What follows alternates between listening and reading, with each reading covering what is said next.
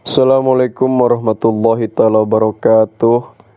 Bismillahirrahmanirrahim. Alhamdulillahirabbil alamin. Wassalatu wassalamu ala barakatuh ala sayyidil mursalin sayyidina Muhammadin wa ala alihi washabihi wa ummati ajmain. Subhanaka la ilma lana illa ma 'allamtana innaka antal alimul hakim. Allahumma anfa'na bima 'allamtana wa 'allimna ma yanfa'una wa zidna ilma. Rabbi shrah li sadri wa yassir li amri wahlul 'uqdatam min lisani yafqahu qawli. Qala al-musannifu rahimahullahu ta'ala wa nafa'ana bihi wa bi ulumihi. Wal maqalatu sadisata asyrata. Wal maqalatu sareng ari maqalah as-sadisata asyrata anu nomor ka-16na an ba'dil hukamai eta tetep katampi ti sapalihna jalmi-jalmi anu barijaksana. Rohima muga ngarohmatu ka itu ba'dil hukama saallahu Gusti Allah ta'ala maha luhur Allah. Naon baina yadayi taqwa ilaih kaula anu neme. Baina yadayi taqwa eta tetep di antara dua panangan takwa ai amamat takwa tegesna payuneun katakwaan.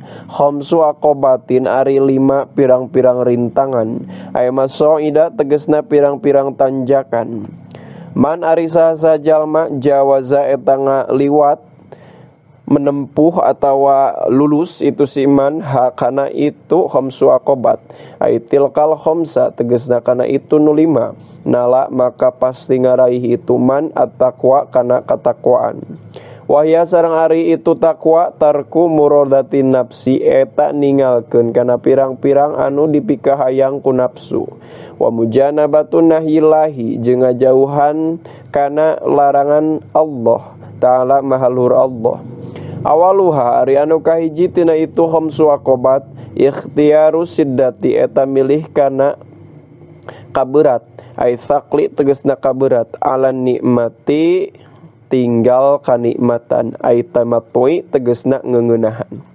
Wa tsaniha sareng ari anu kadua tina itu khamsu aqobat ikhtiarul jahdi eta milih kana kapayahan bifatil jimi kalawan dibaca fatah jimna ail masyaqqati tegasna karipuh ala rohati tinggal ngeuneunahan ai zawali ta'bi tegasna eueuhna kacape. Wa tsalitsuha sareng ari anu katilu tina itu khamsu aqobat ikhtiarudz dzuli eta milih kahinaan ai dha'fi tegasna kelemahan alal izzi tinggal kamuliaan ail kuwati tegasna kakuatan wal ghalabati jeung kemenangan. Wa rabiuha sareng ari anu kaopat tina itu khamsu aqobat ikhtiarus sukuti eta milih kana repeh alal fuduli tinggal ngobrol anu eueuh manfaatna.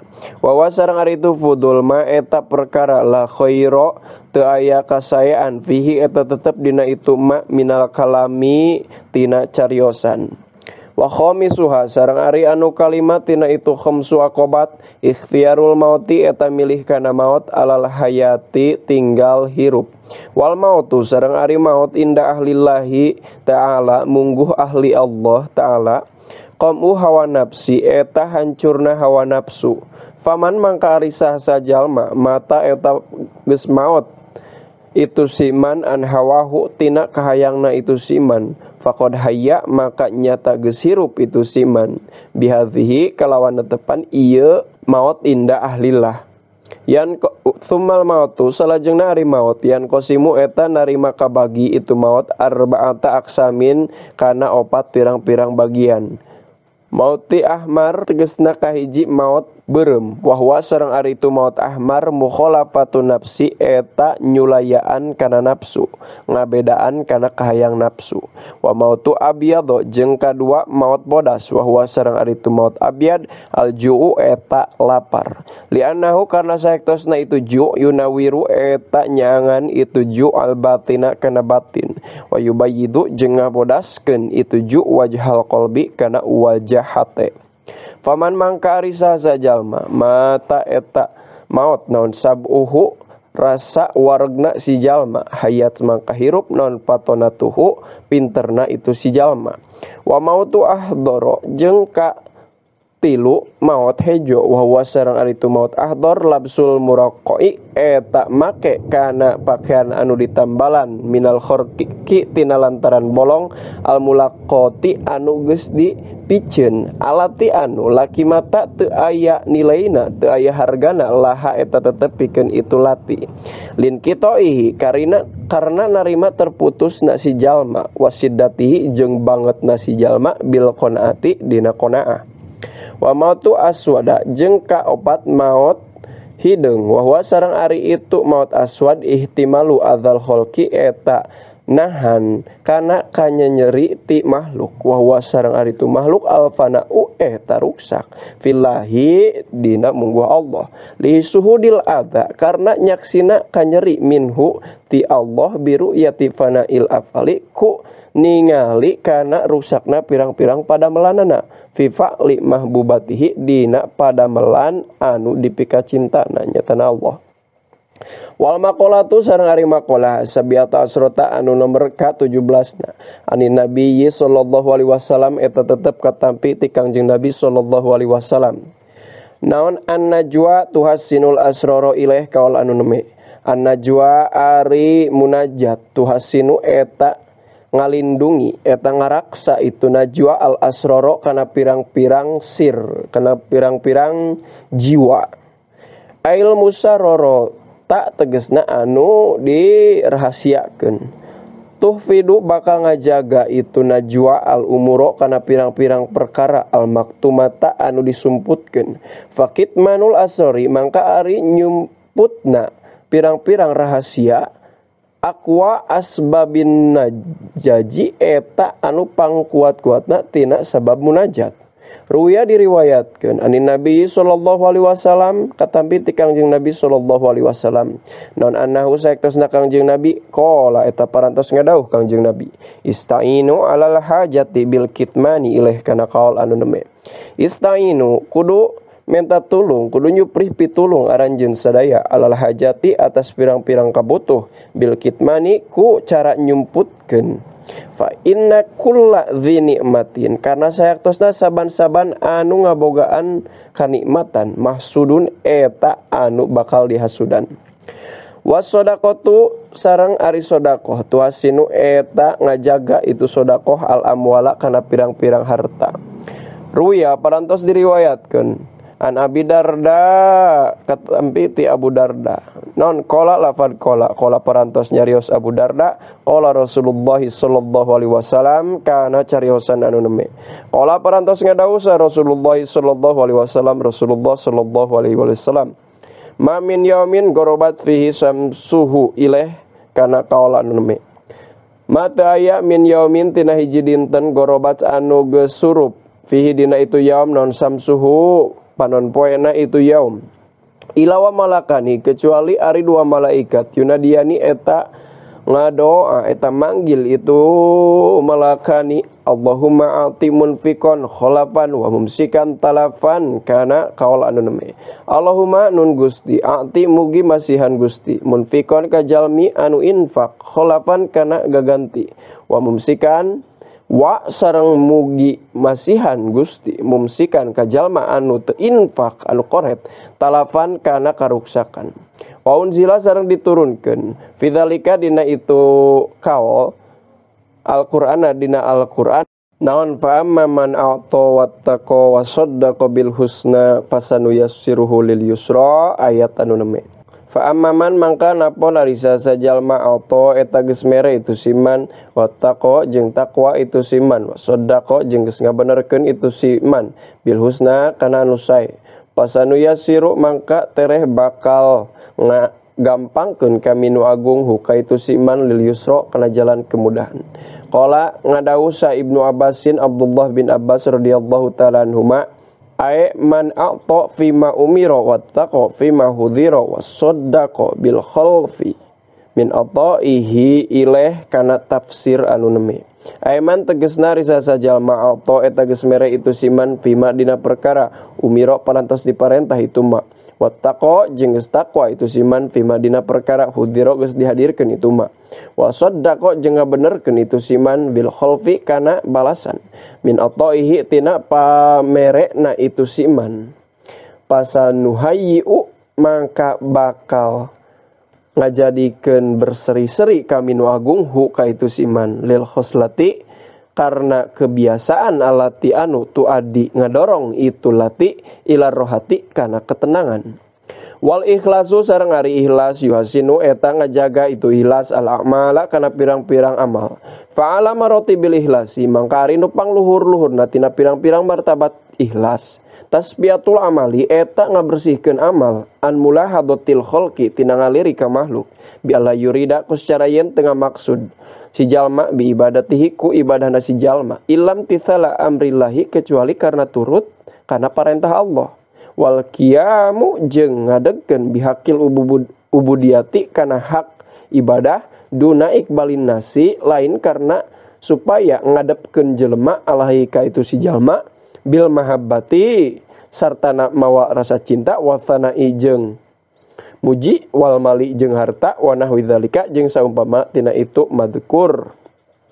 Wal martabatu sareng ari martabat atsaniyatu anu kadua martabat ikhlas anu kadua aya amala eta yen beramal si jalma lillahi karna Allah liu tia kana yen supaya masian Allah hu ka itu si jalma al hududo kana pirang-pirang bagian al ukhrawiyata anu bangsa akhirat kal buadi sapertikeun dijauhkeun anin nari tina neraka wa idkhalihi jeung diasupkeunna si jalma al jannata ka surga wa tan'imihi jeung dinikmatkeunna si jalma ninikmatanana si jalma bi anwa'i maladhiha ku pirang-pirang warna kelezatan surga.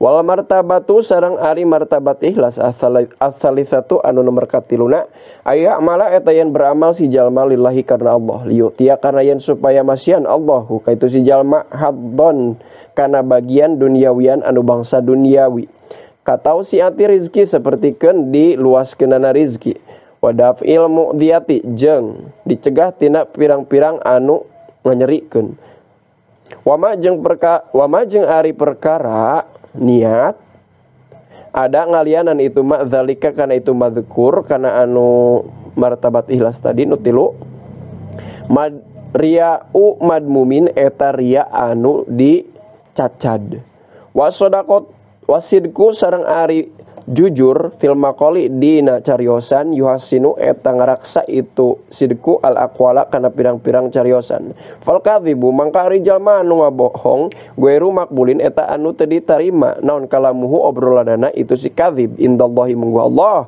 wa indal khalqi jeung munggu malu qala ngadawuh Ibnu Abbasin Abdullah bin Abbas radhiyallahu taala anhuma fi qaulihi dina nafsiran dawuhan Allah taala mahlur Allah wala talbisul haqqo bil batili tegasna ayat anu neme wala talbisu jeung ulah makean maraneh kabeh al haqqo kana kebenaran bil batili ku kabatilan.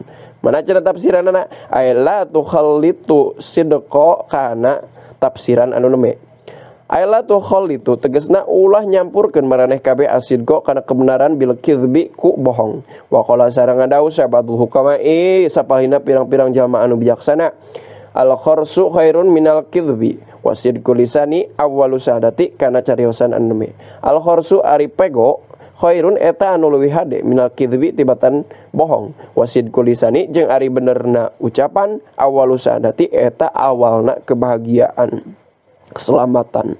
Wa qala sareng ngadawuh sabadul bulagoi sapalina pirang-pirang ahli balaghah para pujangga as-sadiqu musonun khalilun wal kadhibu muhanun dzalilun kana cariosan anu neme as-sadiqu ari jalma anu jujur musonun eta anu dijaga khalilun tur anu dipika cinta wal kadhibu jeung ari jalma anu bohong muhanun eta anu dihinakeun dzalilun tur anu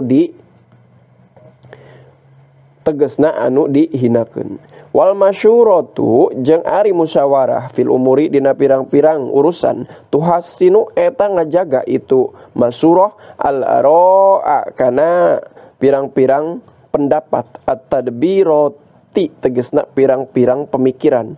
Wal masyuratu mangka ari musyawarah sababu najatin eta sabab keselamatan min sihamid dzulmi tina panah kadoliman atawa tina dolim anu disarupakeun sapertikeun panah.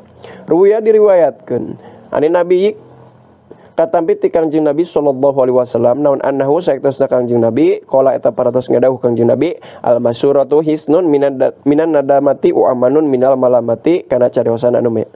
Wal al masyuratu ari musyawarah hisnun eta benteng minan nadamati tina kana langsaan wa amanun jeung pengaman minal malamati tina bala bencana.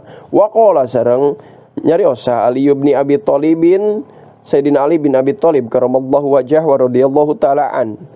Ni'mal mawaziratul musyawaratu wa bi'sal istidadu al istibdadu kana cariosan anu neme.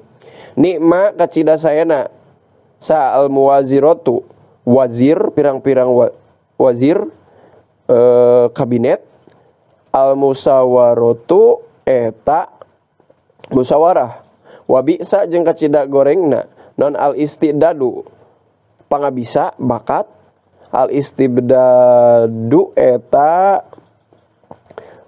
gede hulu keras kepala gitu bedegong.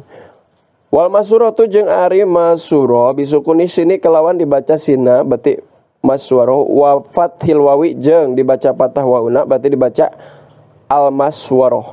Aw bidomi sini atawa didomahkeun sina al masuro wa sukun bayi jeung sukun wawuna. Jadi bisa dibaca al-maswarah, bisa dibaca al-masurah. Wal maqalatu tsaminata asyrata qala nabiyyu alaihi salam inna fi jam'il mali khamsata asya. Wallahu alam bisawab. Subhanakallahumma wa bihamdika asyhadu an la ilaha illa anta astaghfiruka wa atubu ilaik. Sallallahu ala sayyidina Muhammad wa ala alihi washabihi wa baraka wasallam. Hadanallahu wa yakum ajmain. Assalamualaikum warahmatullahi taala wabarakatuh.